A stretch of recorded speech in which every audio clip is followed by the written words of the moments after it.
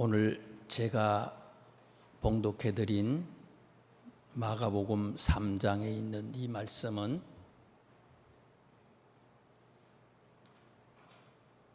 열두 제자를 세우는 예수님의 얘기를 소개하고 있습니다.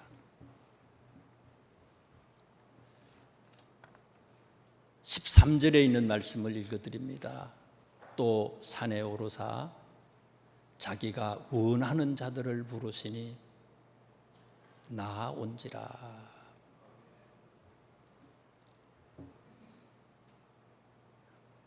인간이 하나님을 찾은 게 아니고 예수님이 찾아오시고 예수님이 원하는 사람들을 제자로 삼았다 하는 얘기예요.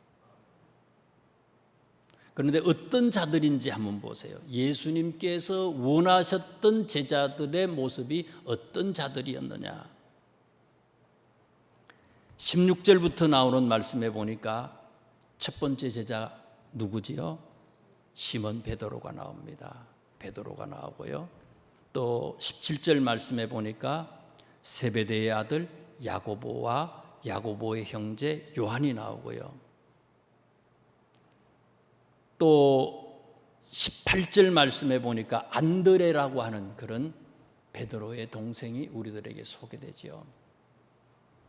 이 네 명에 대해서는 1장에 있는 말씀에 보면 1장 16절부터 이들 이 네 사람이 어떤 사람인지에 대해서 우리들한테 소개를 해놨어요.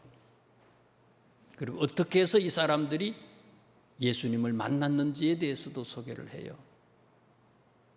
이 네 사람의 직업이 뭐라고요? 어부래요. 어부. 1장 16절 말씀에 보니까 그들은 어부라. 그들은 어부였어요.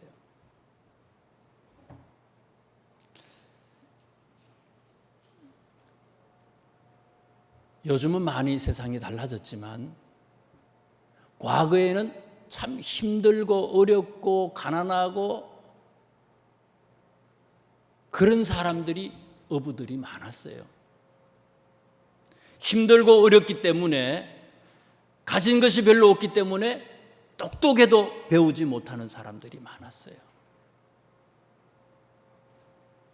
그런 어부였다, 네 사람이.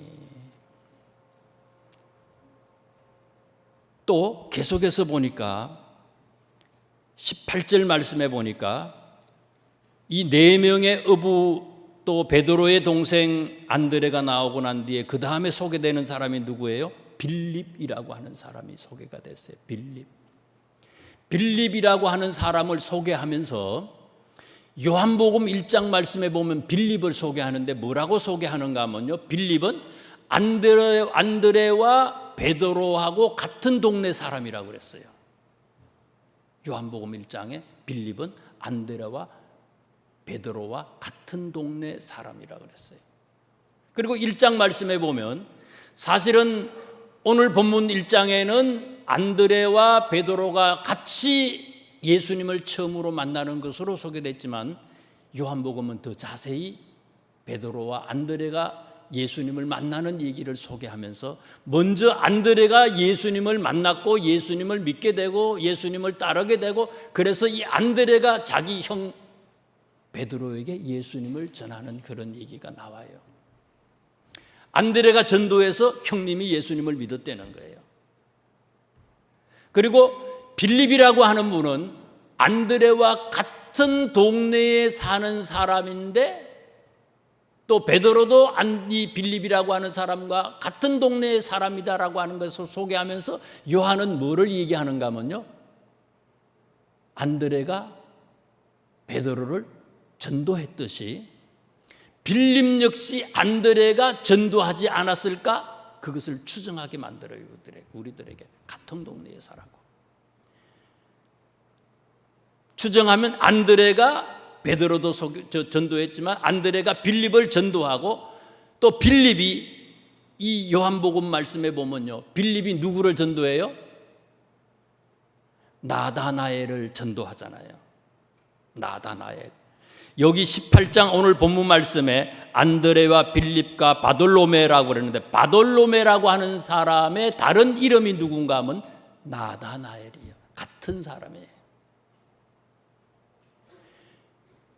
안드레의 전도를 받았던 빌립이 나다나엘을 전도했다는 거예요. 보통 친구 보면 내가 어떤 사람인지 대충 알아요. 그걸 보면 내가 어떤 사람이냐 알잖아요. 얼굴이, 모습이 비치잖아요. 그런 것처럼 그 사람의 친구를 보면 내가 누군지를, 그 사람이 어떤 사람인지를 대충 알아요. 네 사람, 어부, 베드로, 안드레, 야고보, 요한, 나중에 이제 빌립, 바돌로메, 나다나엘 같은 사람이라 그러고 이 6명. 비슷한 동네. 친구들. 그들도 어부라고 성경에 소개되지 않았지만 비슷한 처지의 사람이라는 거예요. 어려운 처지의 사람이었고 많이 배우지 못한 사람이었고 소외된 그런 사람이었다는 거예요. 갈릴리 출신의 사람이에요. 그 다음에 또 나오는 사람을 한번 보세요. 마태다. 마태라는 사람이 18절 말씀에 나오잖아요. 마태는 어떤 사람입니까? 마태에 대해서도 마가는 마가복음 2장에 마태를 우리한테 소개하는 글이 나와요. 2장을 한번 보세요. 마가복음에 마태를 소개하는 것이 어디 나와요?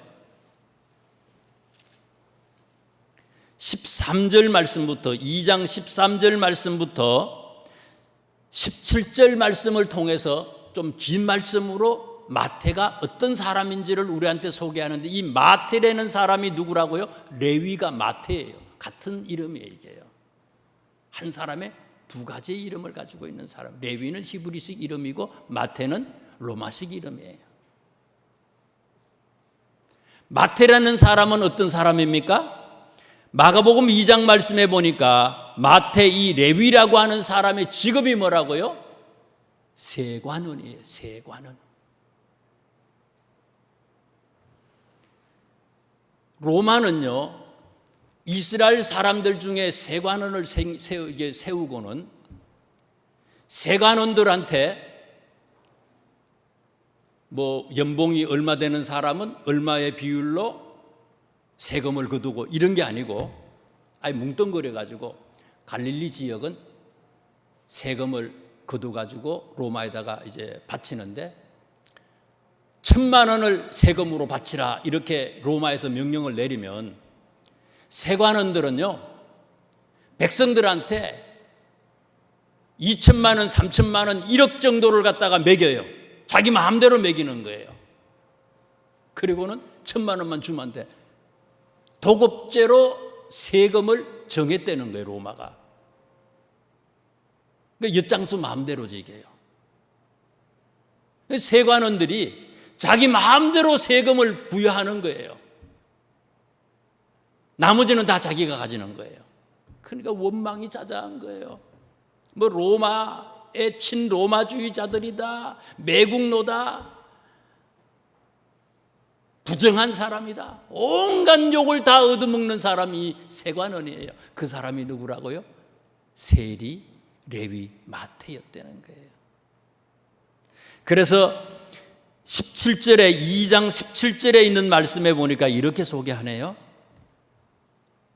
예수님이 이 세관원 레위의 집에서 식사를 하시고 또 레위의 집에서 식사를 하니까 같은 친구들이 있을 거 아니에요. 세관원 친구들이 있을 거 아니에요. 그 친구들하고 같이 식사를 하고 그랬더니 바리새인들이, 서기관들이 예수님을 욕을 해요. 그랬더니 17절에 예수님이 얘기합니다. 나는 의인을 부르러 온 것이 아니요 죄인을 부르러 왔다. 죄덩어리야. 온갖 세상 사람들한테 다 욕을 얻어먹고 손가락질을 받는 그 사람을 제자로 삼았다는 거예요, 예수님이. 또 보세요. 마태가 그런 사람이죠. 그 다음에 누구가 나와요? 도마가 나오잖아요. 도마는 우리 잘 알잖아요. 의심이 많은 사람 아니에요. 예수님의 못자국. 예수님이 살아나셨어. 제자들이요, 도마가 없을 때에 다른 제자들이 예수님의 살아나신 모습을 봤어요. 나중에 도마가 왔을 때 제자들이 예수님을 봤다고, 부활하신 예수님을 봤다고 얘기하니까 안 믿잖아요.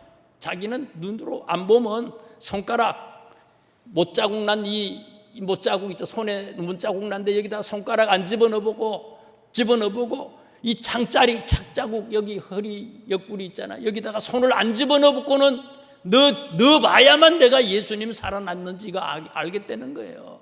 안 믿었잖아요. 의심이 많은 그런 도마.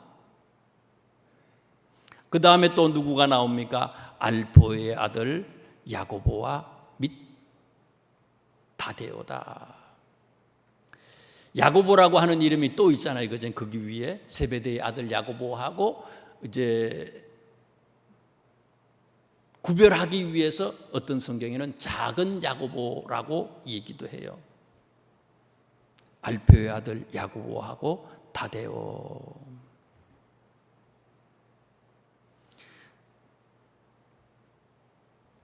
다데오라고 하는 그런 이 형제인데, 이 사람들이 야고보하고 다데오가 형제인데 다데오를 또 누가 보게 보면 유다라고 소개하기도 해요.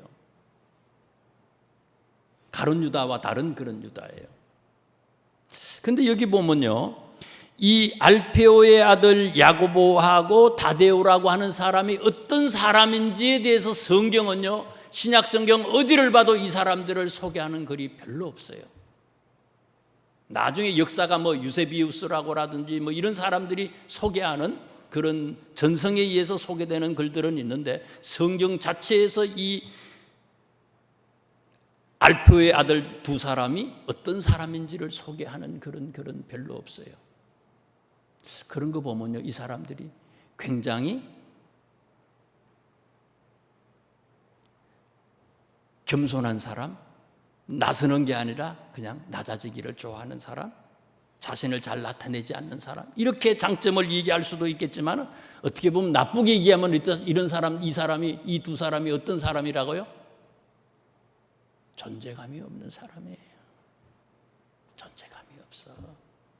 이것도 아니고 저것도 아닐 수도 있어요. 그런 사람이 누구라고요? 알포의 아들들이에요.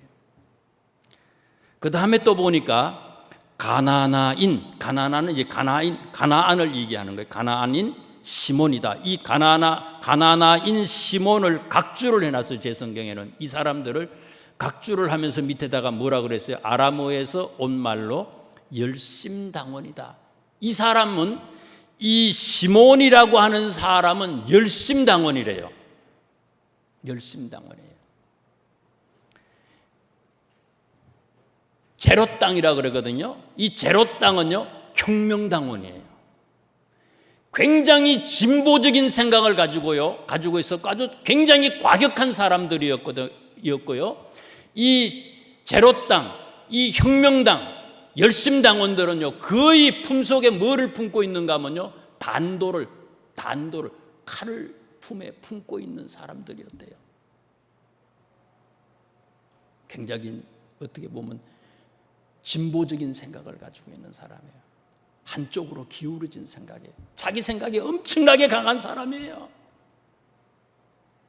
극단의 진보든지 극단의 보수주의에 속했던 사람이 제로 땅에 속해 있는 사람이에요. 그래서 폭력까지도 불사했던 사람들이에요.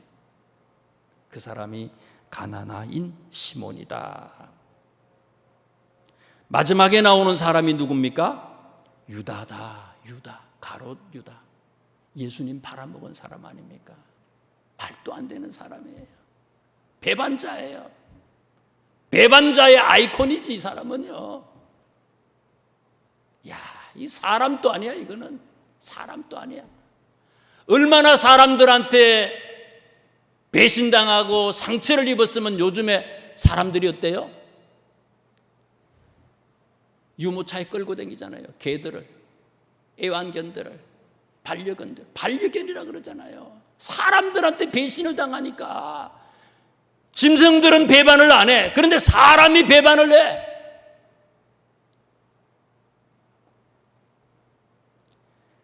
가룟 유다 배신자예요. 예수님께서는요, 당신이 원하는 사람들을 제자로 부르시고 삼으셨는데 12명 다 어때요? 함량미달이에요. 자격자가, 우리가 생각할 때는 자격자가 아니야. 다 시원찮은 사람이에요. 그런데 왜 이 자격 없는 이 사람들을 제자로 삼으셨을까? 디모데전서 1장 15절 말씀에 보면 바울 선생님은요,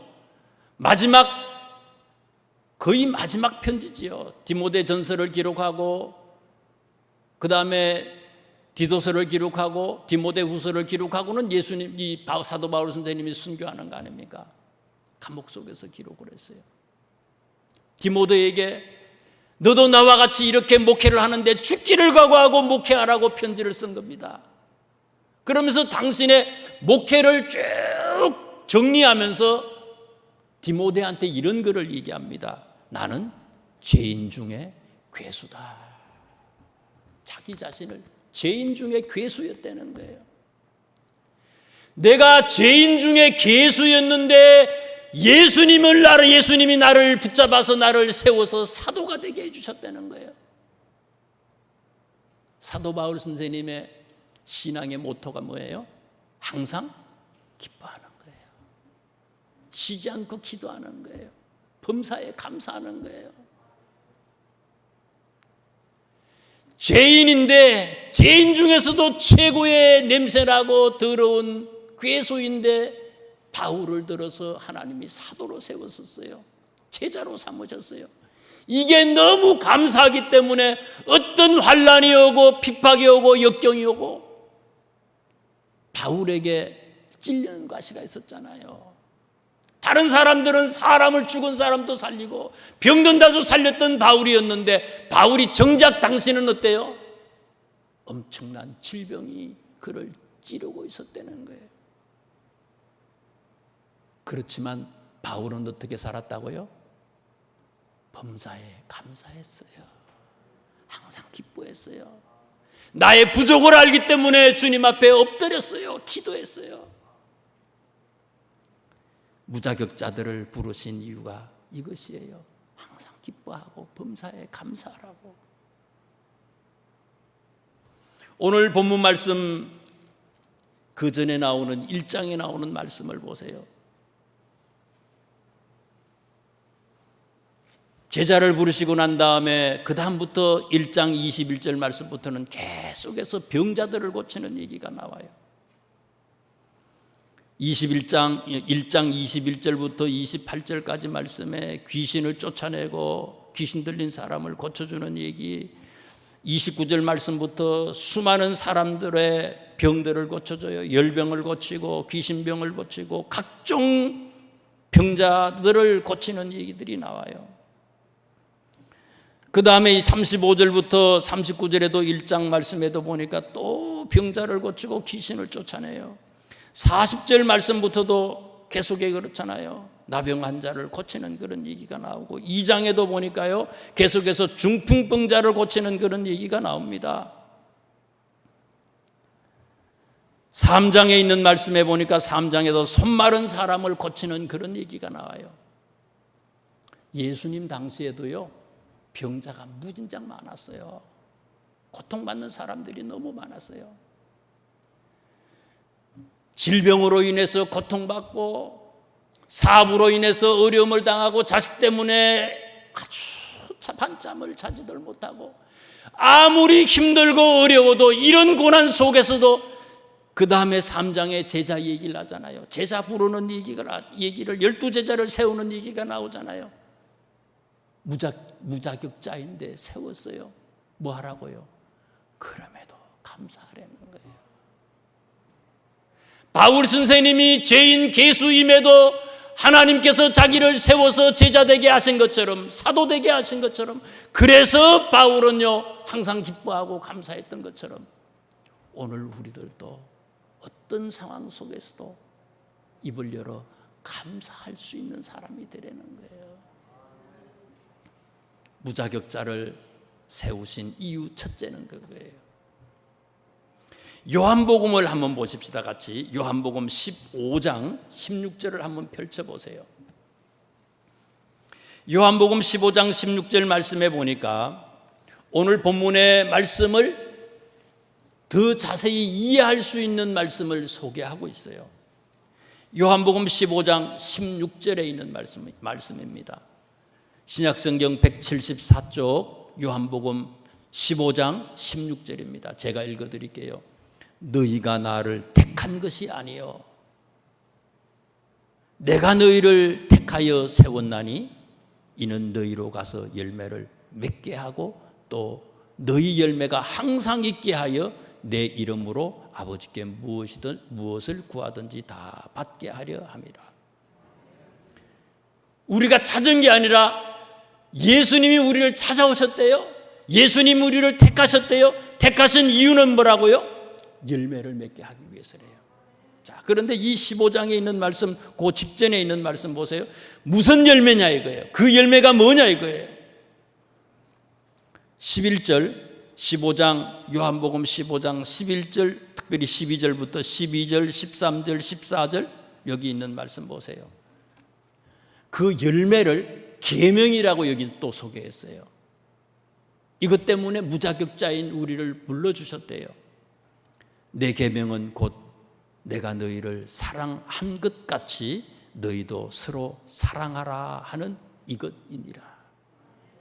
사람이 친구를 위하여 자기 목숨을 버리면 이보다 더 큰 사랑이 없나니 너희가 내가 명하는 대로 행하면 곧 나의 친구라.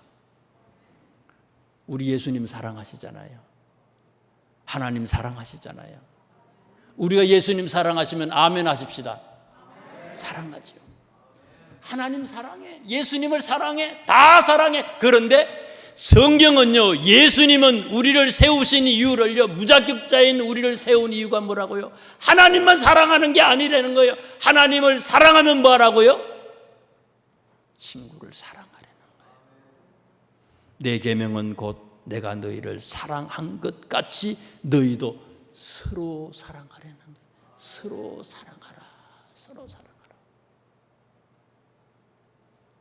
우리는 우리 이웃을, 우리 상대방을 어떻게 생각합니까? 내가 기준이지요. 내가 판단 기준이에요. 내가 알고 있는 게 진짜고 내가 알고 있는 게 최선이고요, 최고고요. 내가 아는 것으로 다른 사람을 판단하잖아요.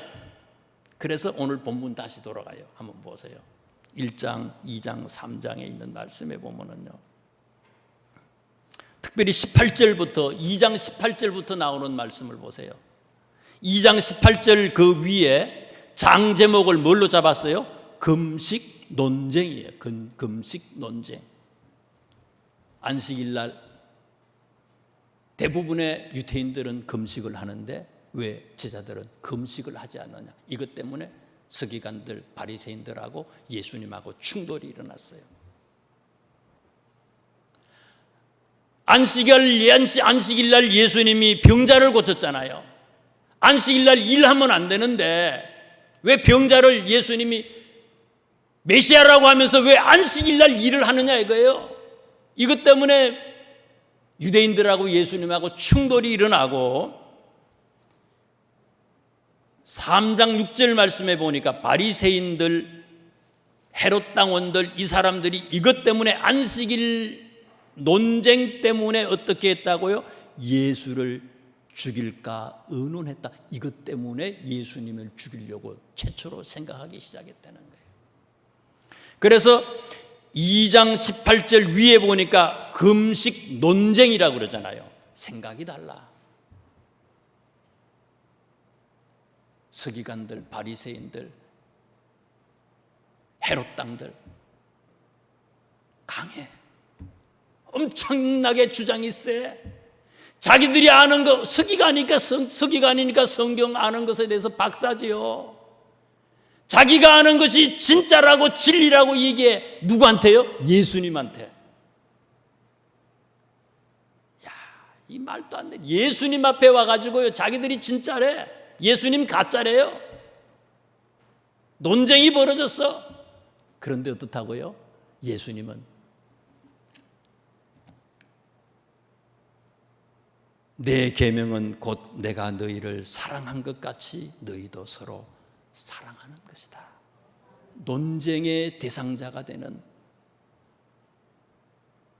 진짜가 아닌데도 진짜라고 이렇게 날뛰고 손가락질을 하고 죽이려고 하는 그 사람들, 그 사람까지도 어떻다고요? 그 사람까지도 사랑하려는 거예요. 그 사람까지도 사랑하라.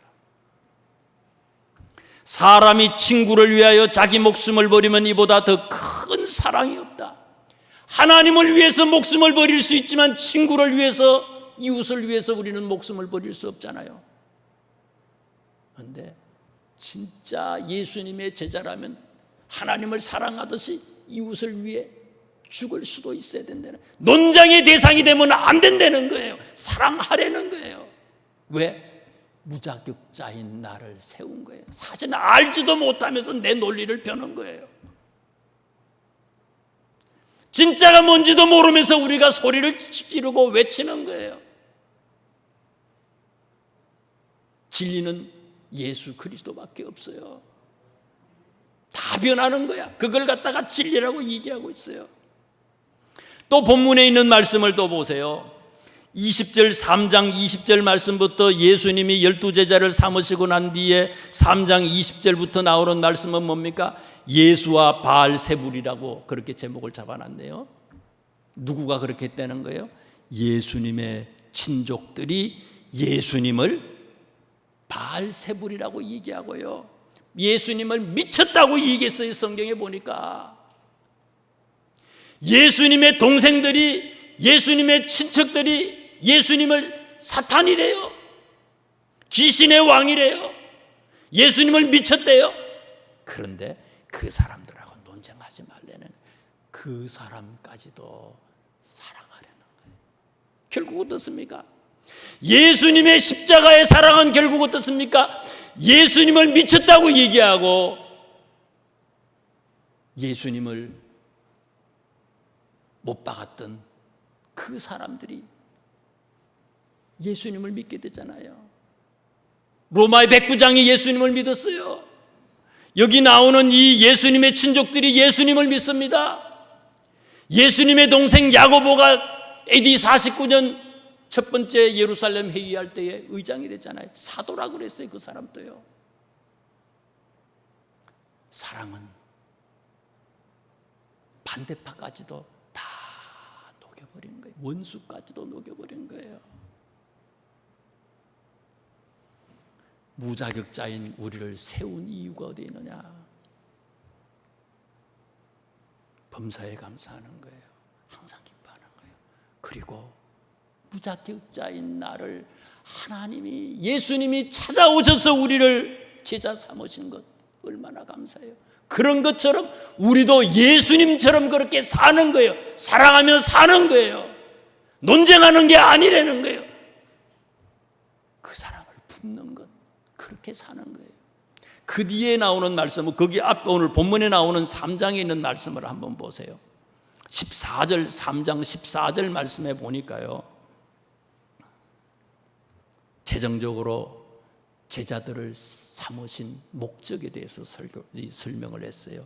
이에 12를 세우셨으니 이는 자기와 함께 있게 하시고, 함께 있게 하시고. 제자는 뭐 하는 사람이에요? 예수님과, 선생님 되신 예수님과 함께 하는 사람이에요. 여러분, 우리가 주님과 함께 하십니까? 함께 하는 사람이에요. 동행. 구약 성경에는 동행이지요. 아주 중요한 단어예요. 에녹은 하나님과 동행하는 사람이라고 그래서 300년 동안 주님과 동행했던 사람이에요. 동행. 노아는 하나님과 동행했던 사람이에요. 주여 주여 하는 사람은 많지만 진짜 내가 동행하고 있느냐? 제자는 주님과 함께하는 사람이에요. 이 마가복음 제일 뒷장 16장에 있는 말씀 보세요. 이게 마가의 결론이에요. 16장 20절이요 마가복음의 결론입니다. 1장부터 사실은 계속해서 예수님이 제자를 삼으시는 얘기들이 나오고, 그리고 마가복음 전체를 통해서 예수님이 제자들을 훈련하셨는데, 훈련하시고 난 뒤에 20절 보세요. 19절 20절 제가 읽어드릴게요. 주 예수께서 말씀을 마치신 후에 하늘로 올려지사 하나님 우편에 앉으시니라. 예수님께서 부활하시고 승천하셨어요. 하늘나라 올라가셨어요. 그 다음에 20절 보세요. 제자들이 이제 사도행전에 나오는 성령 받은 그 이후의 모습이죠. 20절은 제자들이 나가 두루 전파할세 주께서 함께 역사하사 그 따르던 표적으로 말씀을 확실히 정언했다. 제자들이 예수님과 어떻게 했다고요? 함께 했다 그랬어요. 제자는 예수님과 함께하는 사람이라고 그랬는데요, 이 제자들이 3장의 제자를 예수님께서 삼으셨는데, 이 제자들이 훈련을 받아서 16장 마지막에 어떻게 됐다고요? 진짜 예수님과 함께하는 사람이 됐다는 거예요. 지금 예수님을 눈으로 볼 수 있습니까? 볼 수 없어요. 손으로 만질 수 있습니까? 만질 수 없어요. 예수님은 성천하셨어요. 하나님 우편에 앉아 계시다고 했어요. 그런데도 마가는, 성경은 우리들에게 제자들이 예수님과 어떻게 했다고요? 함께 했다고 소개하고 있어요. 함께 했다. 함께하는 방법이 뭡니까? 그게 사도행전 1장, 2장, 3장이잖아요. 성령 받는 거예요. 성령 받은 사람은 눈으로 볼 수 없지만, 만질 수 없지만 주님과 함께하는 거예요. 오늘 본문 말씀 다시 보세요. 1장 13절에 있는 말씀을 보세요. 또 산에 오르사 자기가 원하는 자들을 부르시니. 어디서 부르셨어요? 산에서 부르셨어요. 왜 산에서 부르셨습니까? 누가복음 말씀에 보면은요, 누가복음 6장 12절 13절 말씀에 보니까 이때 상황을 자세히 누가가 소개를 했어요. 이때에 예수께서 기도하시러 산에 가사 밤이 새도록 하나님께 기도했다. 산에 올라가신 이유예요. 밤새도록, 한두 시간이 아니라 밤새도록 하나님께 기도하시고 난 뒤에 그 다음에 무자격자인 한 사람 이 12사람을 불러서 세웠다는 거예요. 제자가 뭡니까? 선생님으로부터 지식만을 배우는 사람이 제자가 아니에요. 제자는 선생님으로부터, 이제 학생하고 제자가 다른 게 그거예요. 선생님으로부터 지식도 얻지만은 선생님의 생활, 삶의 모습, 선생님의 생각, 선생님의 영혼까지 담는 거예요. 선생님처럼 그대로 똑같이 되려고 하는 사람이 제자예요. 그리고 그 선생님을 위해서 목숨을 바칠 수 있는 사람이에요. 버릴 수 있는 사람이에요. 제자는 그런 사람인데, 예수님은 밤새도록 기도하셨어요. 산에 올라가셔서 제자를 부르시기 전에 산에 올라가셔서 기도하셨어요. 제자된 우리도 기도하는 사람이 되는 거예요. 산에 올라가셨다 하는 얘기를 13절에 하시면서 뭐라고 했어요? 또 그러잖아요. 또 산에 올라가셨다. 습관이 되셨다는 거예요. 기도가 습관이 됐어요. 요즘에 제가 이제 몸이 조금 불편해서 새벽 기도를 좀 못하는데, 새벽 기도가 굉장히 많이 나오시는데 어떨 때는 한 20명 정도 나오시더라고요.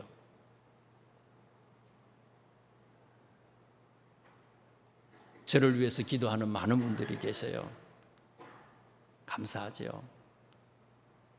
그런데 진짜 우리는요, 낮 예배에 나오시는 분들이 새벽 예배도 그렇게 나오셔야 되는 거예요. 문제 있을 때만 기도하는 게 아니고요, 언제든지 우리가 기도할 수 있는 사람이 되어야 된다는 거예요. 제자들이 마가복음의 제일 마지막 장 마지막 절에 예수님과 함께 역사했다, 함께 한 거예요.